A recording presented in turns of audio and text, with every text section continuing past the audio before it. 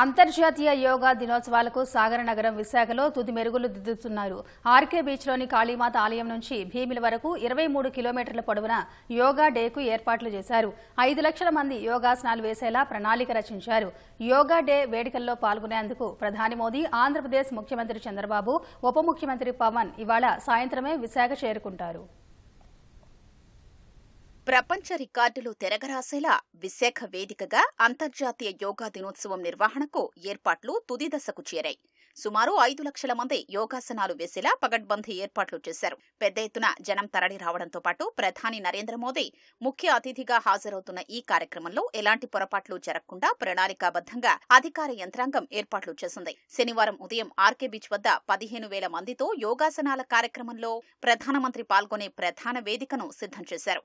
కాళీమాత విగ్రహం నుంచి భీమిలి వరకు సుమారు 23 కిలోమీటర్ల మేర 3.5 లక్షల మంది యోగాసనాలు వేసేలా దారి పొడవునా గ్రీన్ మ్యాట్ పరిచారు. ఒకవేళ వర్షం పడితే యోగాకు ఇబ్బంది లేకుండా ఏయూ ప్రాంగణంలో జర్మన్ టెంట్ల కింద 15,000 మంది యోగా చేసేలా ప్రత్యామ్నాయ ఏర్పాట్లు చేశారు. ప్రధానితో కలిసి యోగాసనాలు వేసేందుకు ఆసక్తిగా ఎదురు చూస్తున్నట్లు శిక్షకులు, విశాఖవాసులు చెబుతున్నారు.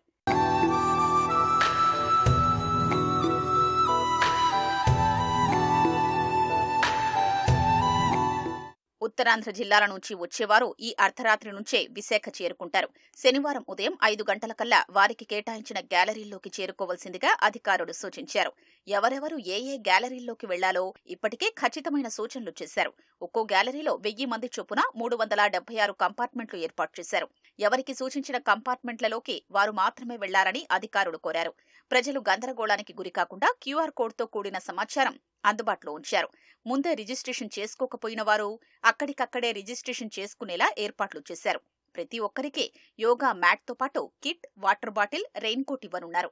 ట్రాఫిక్ ఎలాంటి ఇబ్బంది లేకుండా ఎక్కడికక్కడ ప్రత్యేకంగా పార్కింగ్ ప్రదేశాలు ఏర్పాటు చేశారు. ప్రతి కిలోమీటర్కు ఒక అంబులెన్స్ అందుబాటులో ఉంచనున్నారు. ప్రతి కంపార్ట్మెంట్లో ఒక శిక్షకుడు, 2 పోలీసులు, వైద్య సిబ్బంది, ఒక సహాయకులు ఉండేలా జిల్లా యంత్రాంగం ఏర్పాట్లు చేసింది.